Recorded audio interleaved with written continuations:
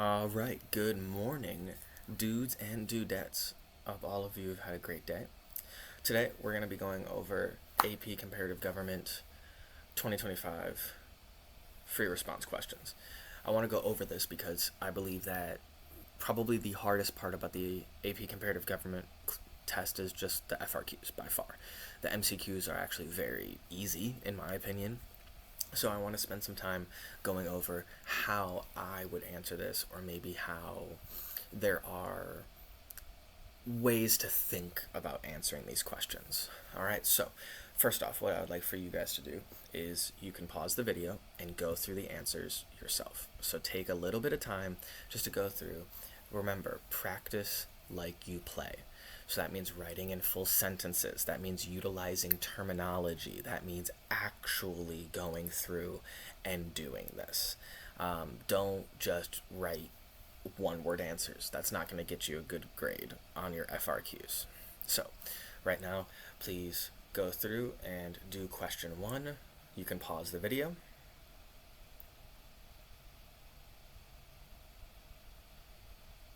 All right, now we're back.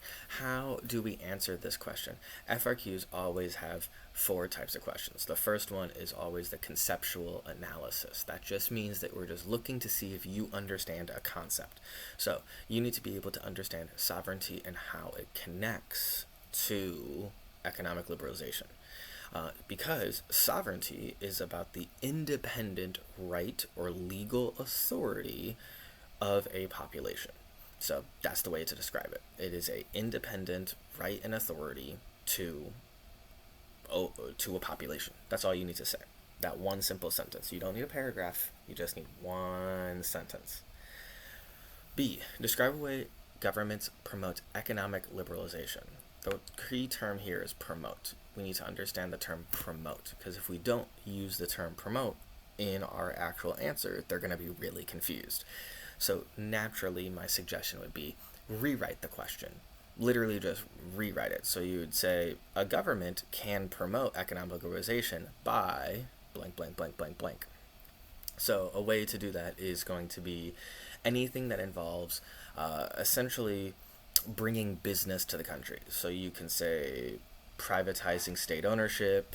You can say a really easy one with China, you can do SEZ, special economic zones, decreasing taxes, reducing governmental regulations, just anything that involves less government, more businesses. So that's going to be our Unit 5. Then Part B is explain how economic liberalization policies can present challenges to sovereignty. So this is another one. You have to really understand what even is a challenge, because sometimes you guys might say things that are not actually a challenge. So what are some challenges? Probably the easiest one is just going to be a country loses sovereignty because of supranational organizations. The WTO, the world, like the World Bank, somebody comes into your country and tells you how to act, right? Because if sovereignty is your legal authority over a country, if another group or organization comes into your country and tells you that you have to do this, that's easily losing your sovereignty. So in my head, the easiest way to think of is the WTO, the World Trade Organization, the World Bank, something along those lines. Even the EU, you could argue the EU is a economic liberalization policy. I wouldn't say it's the best argument, but you don't even have to say a term. You literally can just say when a supranational organization tells you to comply with its laws. Done. You don't have to say these highly specific examples yet. All right, so the last one. Explain why governments might adapt economic liberalization policies despite challenges to its sovereignty. This is going to be the easiest one. The government needs to respond to problems. So, like, if people are demanding a better economy, they're going to be going for economic liberalization, even though if that's something that is going to damage their economy in the long run. So the way I would think about this one is just pick something that is the easiest or makes the most sense to you. So explain why a government might adopt this. You could say such policies can lead to economic growth, uh, which can also reduce poverty. Something like that would be fine. Because you need to explain why a government adopts that economic liberalization policy. We're not actually focusing on the challenge, we're focusing on the adaptation. So if you just go in there and you write 3 sentences about why sovereignty is bad, they're going to not give you the point, because that's not what the question is asking you. The question is asking you, why would they? Even though there's challenges. So you don't really have to actually focus on the challenges that much in this one. So what is the like, quote unquote, perfect reason why people take on economic liberalization? Well, bigger economy equal lower poverty typically is how the way I think of it. So that would be the way I would explain it, is just explain governments might adopt economic liberalization policies. They're adopting it because it leads to economic development. Due to that economic development, growth, there might be a reduction in poverty. Something along those lines. All right. Now, on to question 2. Question 2 is going to be a graph. Whenever there's a graph, I really want to reiterate that you guys need to very much so slow down. I think a lot of times with students and graphs, they will instantly just look at the graph and be like, I understand this, I'm going to totally go right now. Take a moment just to breathe with a graph. You have a lot of time in the comparative government test. You have a ton of time. So with that, take a moment, relax, breathe.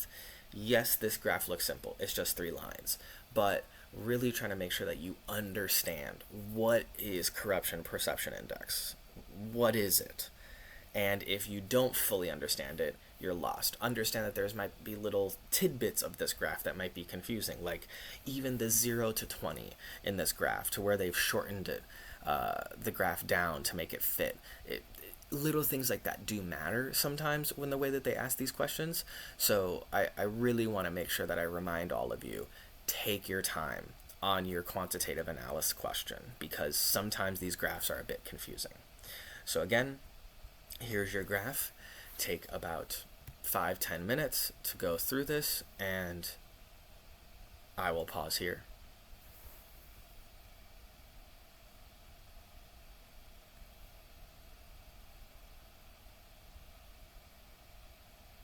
Okay, so with all of these questions, any quantitative analysis question or graph questions, genuinely, they're going to be a free 2 to 3 points automatically, right? That's the first question. Who has the highest number, right? So obviously the highest number or the highest level is not the same. The United Kingdom does not have the highest level perceived of corruption. This graph is flipped. So automatically, I guarantee you, a large minority of students would say the UK, because they hear highest level, they go to the highest number. It's not the UK, it's Nigeria.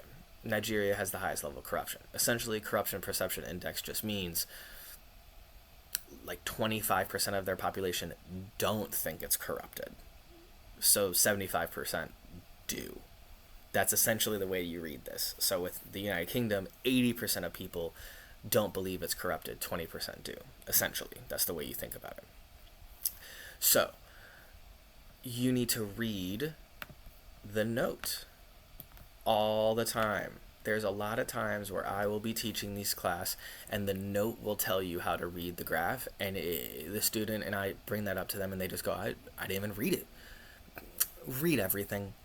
Highlight, underline, read everything. Okay? So answer to A is just Nigeria. Literally all you gotta write is the country with the highest level of perceived corruption in 2015 is Nigeria. Boom. Okay. Part B. Using the data in the graph, describe a trend in China's score in the corruption perception index between 2018 and 2021.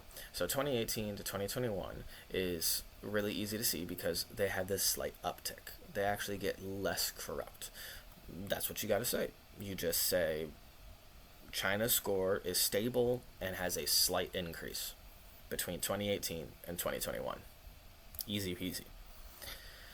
C, describe political legitimacy. Political legitimacy is essentially the people's trust in the government. So something along those lines where you say the people belief in the government's right to do their job, to rule. Something along those lines. So the probably best answer would be the people's belief in the government has the right to rule is probably the best way to say that. D, using the data in the graph, draw a conclusion that explains the level of perceived corruption in the United Kingdom. This is an annoying one. The reason why it's an annoying one is it's difficult because you're trying to explain why they would have less corruption. So I feel as if a lot of students are going to try to go into this really crazy long answer. It's not. It's literally you just say the level of perceived corruption in the United Kingdom is low because of free and fair elections. Done. Like, it's not a give me a whole paragraph kind of answer, but it feels that way. And I could see students easily going off the deep end and just giving me 5 sentences and not even say the thing that they needed to say. They're talking about, like, the citizens trust the government because the government responds to their blah, blah, blah. And I'm just like, just free and fair elections. Rule of law. Like, it's things like very, very, very basic statements you need to make for Part D. Part E, explain why the data in the graph imply about the relationship between corruption and legitimacy in China. We have to completely understand that there's always a connection between corruption and legitimacy. Typically, if a government is highly corrupt, they are very low legitimacy. Typically. And then vice versa. High legitimacy equates to typically pretty low levels of corruption. Naturally, in side of China, political legitimacy in China has increased because of that exact thought process. The past decade or two in China, there has been a large push of anti-corruption policies, and we can see that here inside of the CPI, or the Transparency International Corruption Perception Index. I probably shouldn't say CPI because that's a term in economics, but generally speaking, the government has been doing a lot to try to make their, I guess you want to say, generalized perceived corruption minimized. And it's worked. We can see that it has gone up about 7 to 10% in that area. So that's part 2. Part 2 is the graph question. And whenever there's a graph question, and there always will be a graph question, basically the grade is always either a 1 or 2 out of 5 or a 4 or 5 out of 5. I very rarely ever see people get like 3 because naturally D and E you're probably both going to miss, and almost everybody's probably going to get A and B. So that's kind of my thought process. Just try your best to get a 4 out of 5 on this question. That'll help you a lot for your final grade in the FRQ. All right, question 3. Question 3, compare the limits of the judicial system in 2 different AP Comparative Government courses. All right, this is where the comparative analysis comes in. Now we're actually doing what the class wants us to do, which is compare. Your job is to, in my opinion, almost always compare an authoritarian to a democratic country.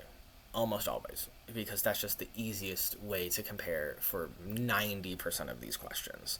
Try to minimize your ability of comparing a authoritarian to authoritarian or a democratic to a democratic, because naturally they're just a little bit harder to compare for most questions. All right, so take your time, pause it here, and then come back when you want to hear the answer. Okay, so how are we describing the function of the judicial system? You need no comparison of this. This is just describing it. What are we describing? We're describing a judicial system, and it's very simple. They interpret the laws. Done. They interpret the laws of a country. Part B, describe a limit on powers of the judicial system in 2 different AP Comparative Government courses. Pretty straightforward. Nigeria and Mexico, you gotta be there because they have legitimized Supreme Courts that are going to be there. I would highly suggest just focusing on Mexico.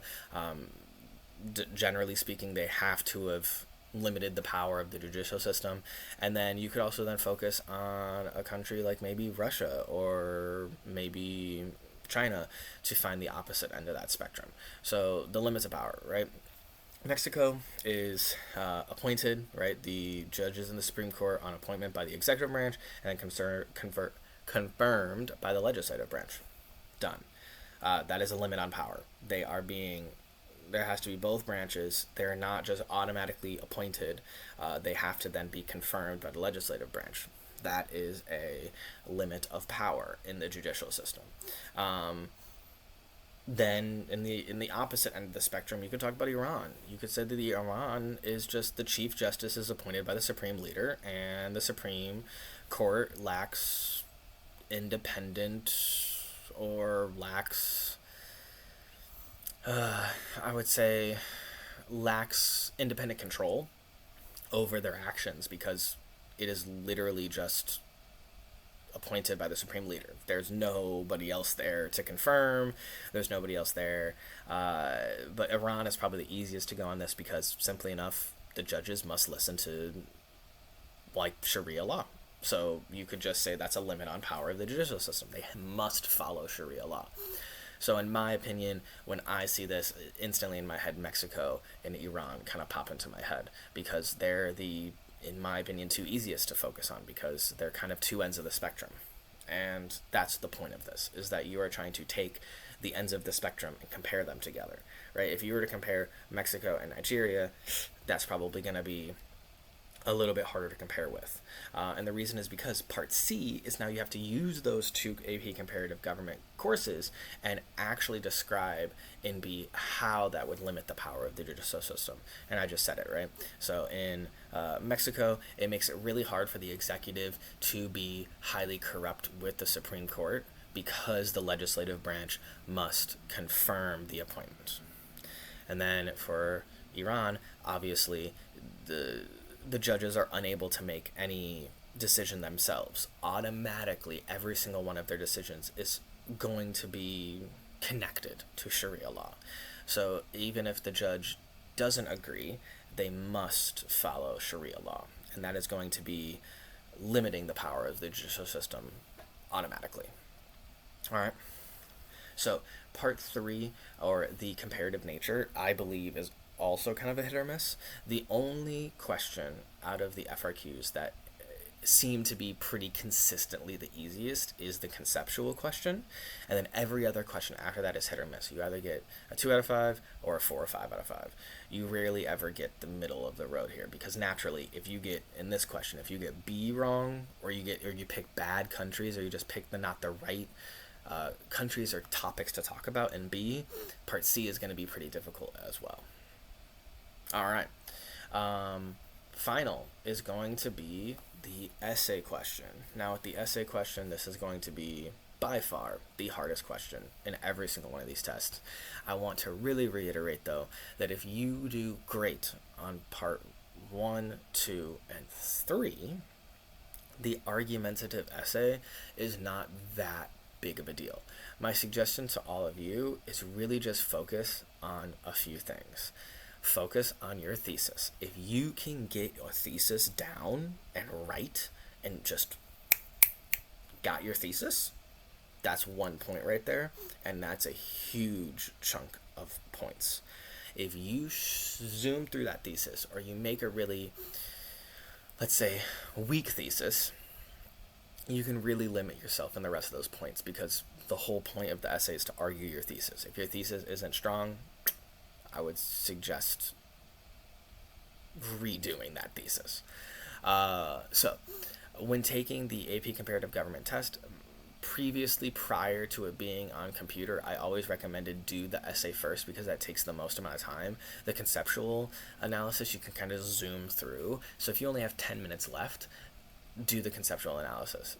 don't do the essay in 10 minutes. So my suggestion would be start with the essay first.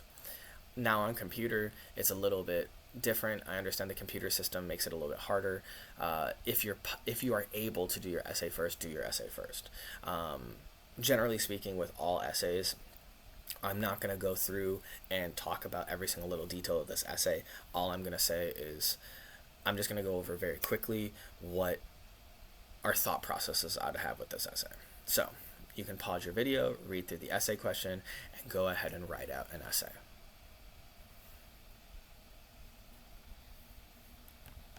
Okay, so what are some thoughts about this?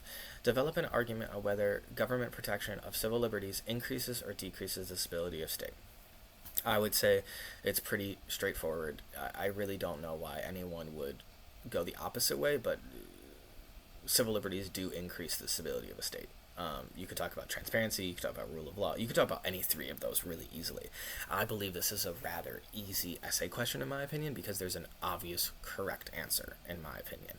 And government protection of civil liberties increase stability of a state because citizens can hear their voice. There is absolutely more transparency in a country.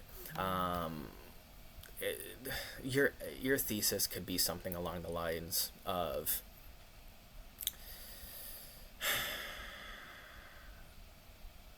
the annoying part about a thesis to me is that I feel as you can go any direction on this one because it's so broad. Civil liberties means so many things, but something like the state goes through a process of democratization, leads to more civil liberties, and those civil liberties lead to better transparency due to voices being heard through protests.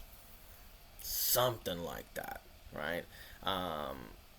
You can really connect a lot of them. You do not need to use both democratization and transparency or rule of law. You can just pick one.